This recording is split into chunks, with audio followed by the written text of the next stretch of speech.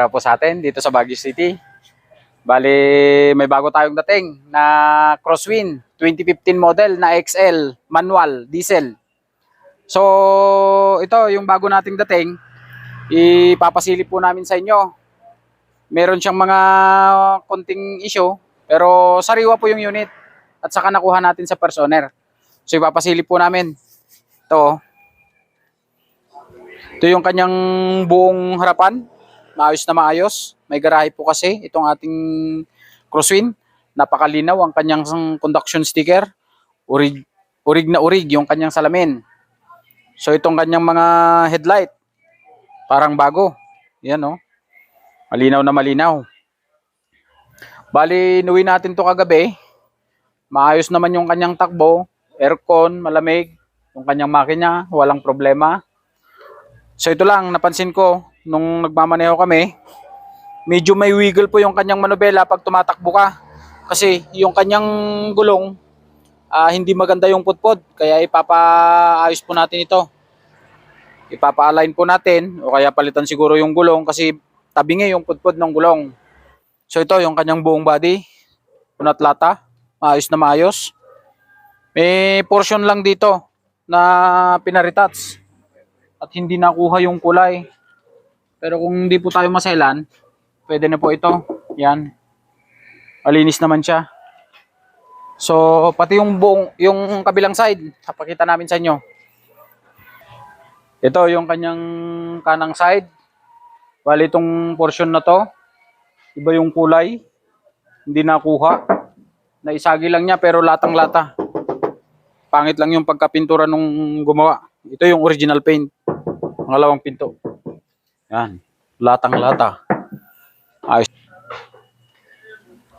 Yan po. Yung kanyang harapan, buong buo, plaka, maayos na maayos.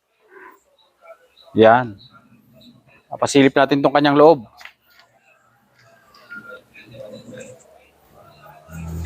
Ito yung kanyang loob. Napakalinis, napakaayos. Kasi first owner yung pinagkuhanan natin. Maging sa mga ceiling, ito lang. Tanggal yung takip ng ilaw sa loob. Pero nandito po yung takip. Yan o. Nabasag po kasi. Kaya tinanggal na lang namin. Pero itong kanyang buong dashboard, malinis na malinis. Maayos na maayos. Itong kambyo, pit na pit. Kadalasan kasi sa Crosswind, ito yung nagiging problema ng Crosswind. Pag nagkambyo ka, makalaw na siya. Pero ito, pit na pit pa rin yung kanyang kambyo. Maayos na maayos. Aircon, malamig. Radyo, gumagana. Yung kanyang original na tinakbo is, yan, papasilip po namin sa inyo. 126,000 yung legit na tinakbo nitong sasakyan. Yan po. Tapos itong kanyang second row, napakaganda, napakalinis. Kahit na nga hindi na natin i-details to, maayos na maayos. Oh. Yun ang maganda dito sa Crosswind. Naka-leather po siya. Urig na leather na galing sa kasa. Hanggang sa kanyang mga flooring guys, yan oh. Matino itong sasakyan. Talagang hindi lang maiwasan yung sa labas na naisagi niya konti. Pero wala naman siyang bangga. Yan, pasilip ko yung pangalawang pinto.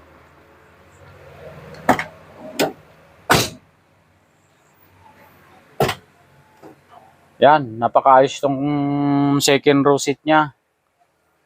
Ayan o. Bali 1, 2, 3, 4, 5, 6, 7, 8. Siguro to, pwedeng 10-seater ito guys. Kasi maluwang naman tong loob. Pwedeng 8-seater, pwedeng 10-seater. Yan. Papasilip ko tong kanyang likod.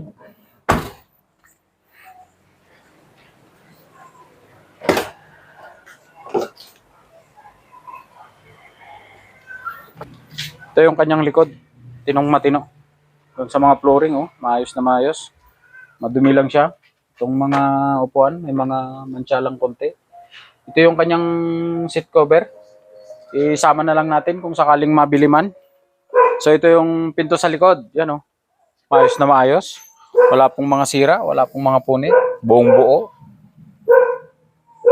Kasi yung mga gumagamit dito, yung buong pamilya lang. Hindi naman nila pinambibiyahin ng pangpasada ng tao. Talagang pang-family use lang itong kanilang sasakyan. Yan. Napakatino, napakaayos. Hanggang sa kanyang mga mating. Yan oh, buong buo. Walang mga tama. May mga dumi lang siya. So yun, pasilip natin yung makina. I-start natin. Naka-conduction sticker, malinaw na malinaw. Urig yung kanyang salamin. Yan. Latang-lata yung likod, wala pong tama. So yun, buksan natin yung makina.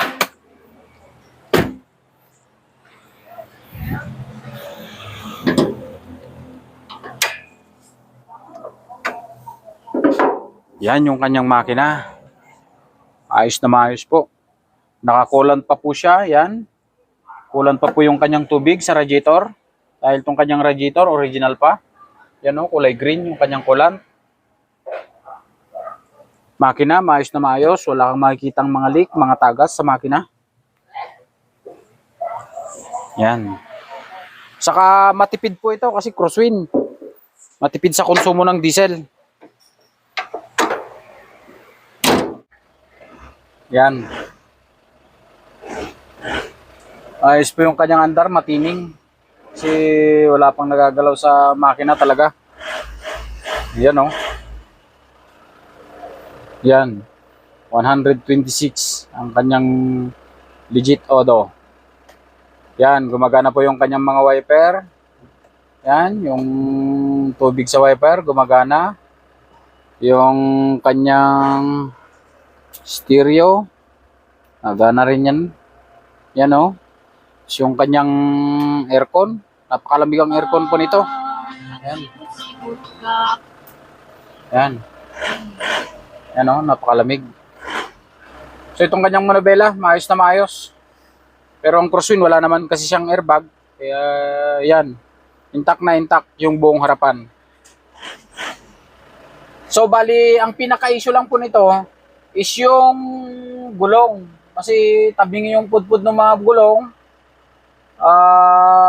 Pwede nating palitan ng bago o kaya ibawas sa presyo kung sakali man na may interesado sa ating unit.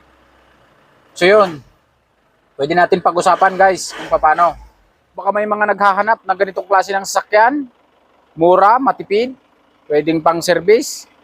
Maayos na maayos, matino ang kanyang makina, aircon, malamig, nakarehistro, kompleto papel, 2015 model na Crosswind XL manual diesel.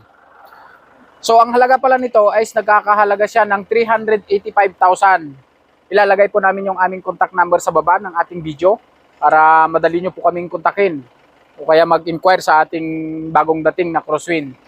So kung nagustuhan nyo po yung ating bagong dating na sasakyan, baka pwede naman natin i-like o kaya i-share itong ating video o kaya mag-subscribe sa ating YouTube channel para lagi po kayong updated sa ating mga bagong darating na sasakyan. So maraming salamat po at magandang hapon po sa atin.